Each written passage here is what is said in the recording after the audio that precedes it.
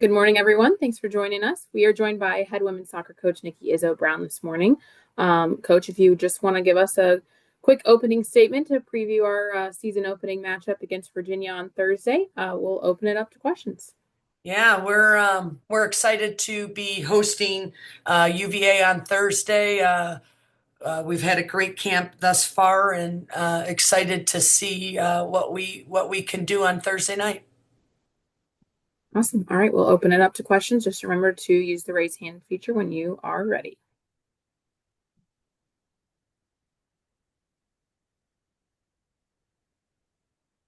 And we'll start it off with Justin Jackson.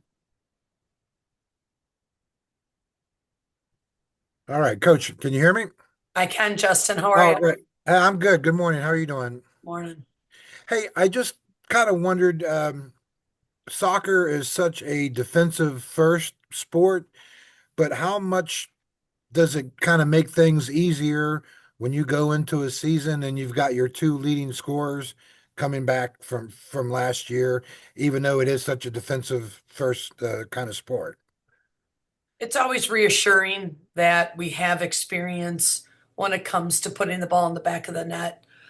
So we feel that Ajane and Taylor will bring that experience to us, and that's the expectation. I talk a lot about that with upperclassmen, that pressure is a privilege, but it's also the reality that you guys are experienced, and you know the expectation. So I would probably say to you that no coach always feels that we're ready and um, excited that we're kicking off with such a great team like UVA, but having those two, it really reassures me, and I have a lot of confidence going forward in both of them. And with Taylor, she's obviously a girl that you recruited as a high school prospect. Comes in, works her way up the totem pole, so to speak. Uh, 4 years, and obviously you don't see a lot of that in today's current landscape. So, just how kind of a special of a story is she? She's incredibly special. You're absolutely right. When you have kids that have trusted the process and have grinded themselves to being a leading goal scorer, really shows that she trusted the development here and the relationships here, and just really loves the team, loves the community, and loves um, obviously the university. So I'm really proud of where T is right now as upcoming senior, and it's going to be really exciting. I do want to share with Ajane though. We might have not got her on the first go, but Lisa Stoya did such a great job recruiting her out of high school that it left a lasting impression on her when she did go into the portal from Oregon. And I think what Lisa did and what Ajane was looking for uh, was a West Virginia family and a West Virginia home where she could do what we believe she could do here.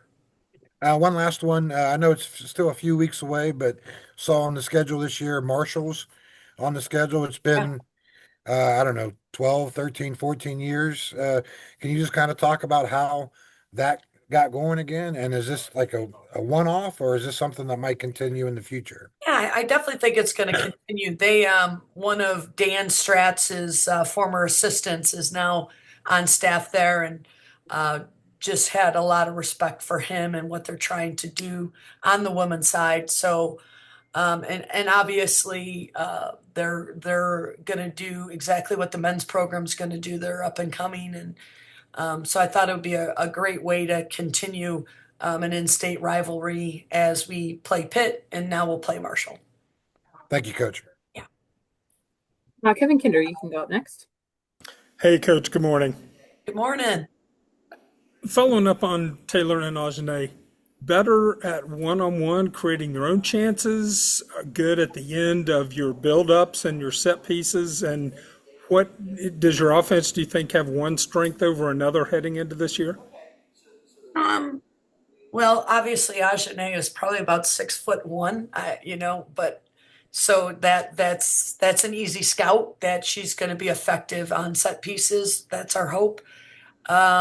Obviously, T White has a lot of bags of tricks. She can, take you on, isolate you in a 1v1. She can also create an overload. But I think both of them bring a lot of versatility in their game, but also a different balance that they can play off of each other.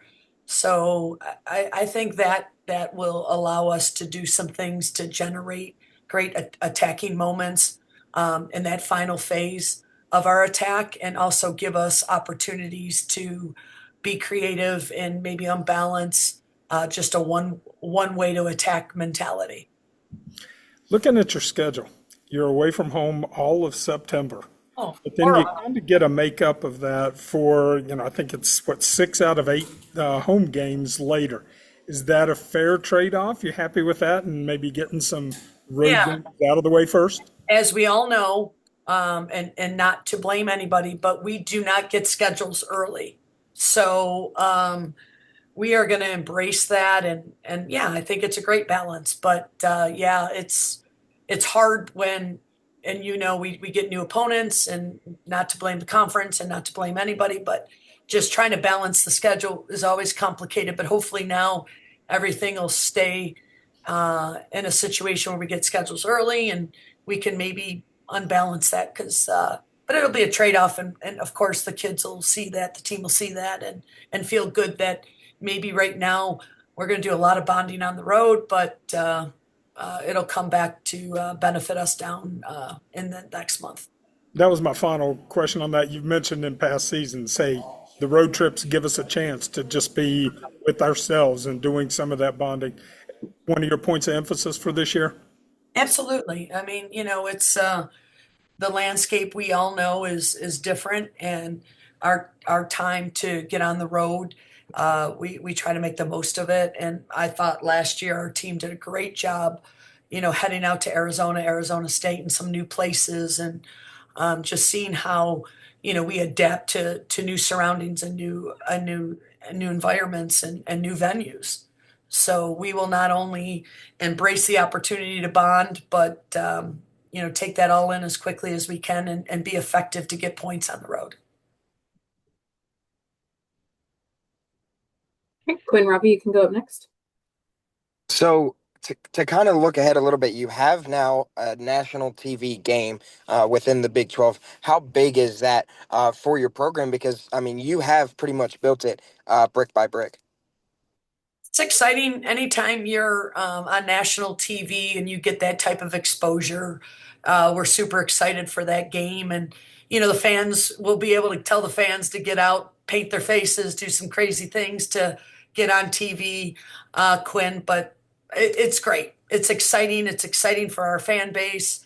It's exciting for people that come and support us, and then obviously recruits, and then our team are going to love that opportunity to showcase what they got on national TV.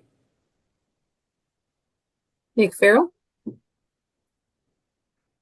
What's going on? It's good to see you. I'm wondering about your roster. You mentioned recruiting a little bit ago, like prep recruiting, and you have 7 true freshmen on your roster. I guess I'm just curious, has your philosophy changed at all in the portal era about recruiting, developing talent from the start?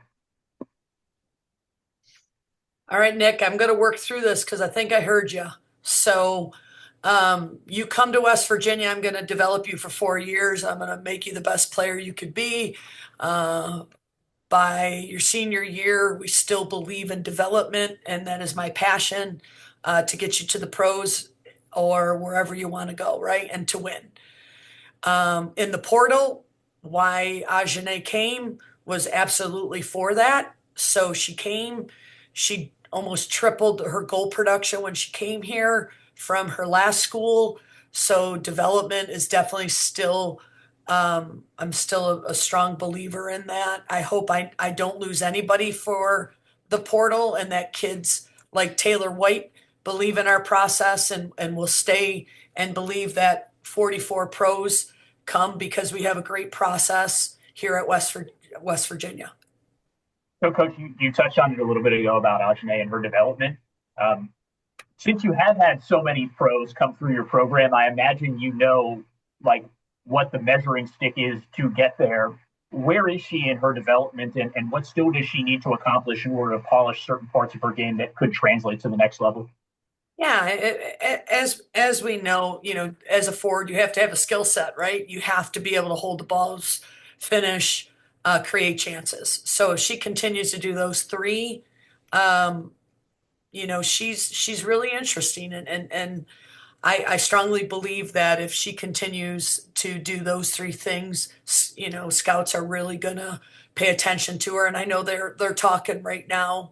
As we're going into the season, I have a lot of good conversations with the NWSL and some of the Super League and so on. So I think they're going to be identifying that skill set. And the hunt for a team, the hunt for an individual's consistency.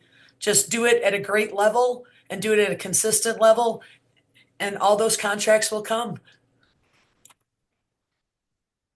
Kevin, you can go ahead. Following up on Nick's question, we see this process over and over again after covering sports teams here, especially in the portal now. We understand the benefits of it and the dangers of, kind of bailing out too quickly. Is it difficult for you to go through that process every year, or do you try to find different ways to emphasize, hey, if you stay here, you can really benefit? Yeah, let's call the elephant out in the room. I mean, there's definitely money that's going to make kids stay nowadays, and that's going to be different than what I'm used to because, I've always preached relationships and West Virginia family and trusting that process. So I hope that the relationships mean something, and if they don't, and if it boils down to some monetary backing, then you can't fault anybody for that. But my hope is my philosophy will evolve also in that because that's the reality we're all facing. But to get back to the relationships, my hope is that they know the importance of me being invited to weddings and the importance of their teammates being in their weddings, and then the importance that my commitment means something to them in their development. Justin, you can go ahead. This damn mute button, Coach. I can't get used to it here. I know. I got something popping up on my my screen too, and I keep hitting it. So you're good. So as I opened up asking you about your forwards, your back end of the defense, Mackenzie Smith, obviously coming back in goal. The majority of your games last year. Where are you seeing improvement in her? Like, where is she from last year to this year? And sort of just the back end of your defense, which has always been your strong suit in the past. Is it up to that kind of level of par again this year, do you think? Well, I sure hope so. But we just lost a pro back there, Right. Annika. She just signed pro and she was an all Big 12 player, so that's always hard to replace kids. But we feel that Roxanne Villan, who came in last year and played minutes for us, is also somebody that can do that job and do it well. We do expect big things from Mac, and that those experiences she'll continue to do in training and obviously throughout and keep developing. And we have Naima returning, we have Olivia Schertz returning, we have Gianna returning. So everything, and we all know in this world right now, experience does matter, and all the experiences these kids have had. My hope is that we inject them as quick as we can against a team like Virginia. And I know preseason polls are really kind of useless, especially in coaches' eyes. But you guys are picked fourth. You obviously got to look at BYU last year, and you know what TCU's about. And Texas Tech obviously has thrown a lot of money into their sports programs. Yep. To be in that mix and just the Big 12 as a whole, you know, do you feel good with like where the program's at within the conference standing right now? Yeah, I mean, we're never satisfied until the end of the year if we finish one. I think polls give you a little bit of confidence, maybe, and I appreciate that our conference voted in that way, and I appreciate the fact that we have been ranked that high in such a great conference. So I don't want to minimize that compliment because you're right. There is great programs, and for us to be ahead of a lot of those really speaks volumes of our program and what we have going in.